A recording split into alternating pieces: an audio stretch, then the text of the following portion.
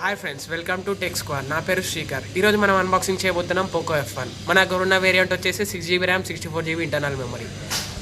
Box వచ్చేసి front Poco F1 powered by Xiaomi అని ఉంటుంది. బ్యాక్ స్పెసిఫికేషన్స్ ఉంటాయి, మేడ్ ఇన్ ఇండియా.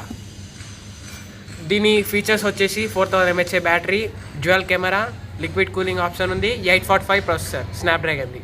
ఇప్పుడు అన్బాక్సింగ్ చేద్దాం.